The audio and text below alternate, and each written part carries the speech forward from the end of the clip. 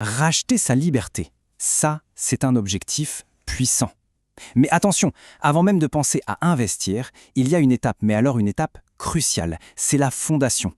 Sans elle, tout l'édifice de notre indépendance financière, il risque de s'effondrer. C'est vraiment le premier pas, le plus important. On va analyser ça ensemble. Cette citation de Carl Richards, elle résume l'idée à la perfection. Ce n'est pas de l'argent qui dort, non, c'est de la tranquillité d'esprit qu'on met en réserve. C'est l'assurance de pouvoir affronter les tempêtes de la vie sans devoir, par exemple, liquider ses investissements au pire moment possible. Et ça, c'est une peur que beaucoup de gens connaissent. L'envie d'investir est là, bien sûr, mais la crainte d'une tuile, vous savez, une perte d'emploi, une urgence médicale, ça peut tout paralyser. Et si la solution à cette peur, c'était justement de se préparer à cet imprévu ? Alors, voilà notre programme. On va commencer par le socle de la sérénité. Ensuite, on définira précisément ce qu'est cette épargne. On verra comment la calculer. On suivra l'exemple très concret de Sandra. Et on terminera avec un plan d'action. Allez, c'est parti. Première section, le socle de la sérénité. Il faut bien comprendre que c'est la base qui permet de prendre des risques calculés bien sûr, en investissement tout en dormant sur ses deux oreilles. Ce qui est intéressant, c'est de voir cette épargne non pas comme une contrainte, mais plutôt comme un bouclier, un véritable outil de pouvoir. C'est ce qui donne la force, par exemple, de dire non à une situation professionnelle qui ne convient plus, ou de gérer une panne de voiture sans que ça se transforme en catastrophe financière.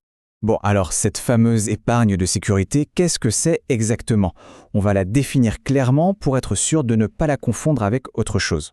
La définition, elle est simple, elle est directe. C'est un fonds d'urgence, une réserve dédiée exclusivement aux coups durs. Et le mot-clé ici, c'est sans paniquer. C'est de l'argent qui achète de la clarté d'esprit au moment précis où on en a le plus besoin. Et voilà qui illustre parfaitement la discipline nécessaire. Cette épargne, ce n'est pas pour les vacances, ni pour le dernier smartphone, ni pour les sorties au resto. Non, elle est sanctuarisée pour les vrais imprévus. Une perte de revenus, un gros problème de santé, la chaudière qui lâche en plein hiver. D'accord, le concept est clair. Mais concrètement, quel montant faut-il viser? C'est la question centrale, on est bien d'accord. Passons à la méthode de calcul. Vous allez voir, c'est plus simple qu'on ne pense.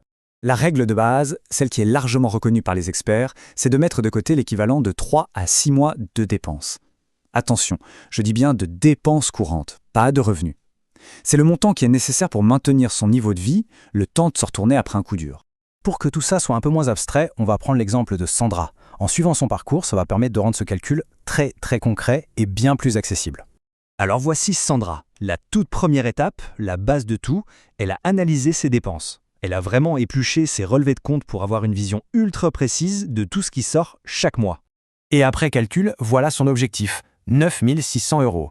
Ce chiffre, il représente 6 mois de ses dépenses totales. Ça peut paraître un gros montant, c'est vrai, mais le fait de le voir écrit, c'est la première étape pour le rendre réel et surtout atteignable. Alors, comment est-ce qu'elle est arrivée à ce chiffre? C'est très simple. Premièrement, elle a listé ses dépenses fixes mensuelles, pour un total de 1 400 €. Deuxièmement, elle a calculé ses grosses dépenses annuelles, genre les assurances, les impôts, et elle les a divisées par 12. Ça donne 200 € par mois.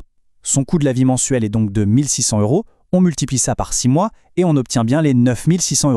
Ce qui est génial avec cet exemple, c'est la réaction de Sandra. C'est une réaction tellement humaine. Le chiffre peut intimider, c'est normal, mais sa stratégie, c'est la bonne. Ne pas se laisser décourager et commencer par un objectif plus petit. Atteindre 1 mois de dépenses de côté, c'est déjà une énorme victoire. Un pas après l'autre. Bon, maintenant que l'objectif est défini, la question c'est, on fait quoi de cet argent? Où est-ce qu'on le place pour qu'il soit à la fois en sécurité et accessible rapidement? C'est tout l'objet de notre plan d'action.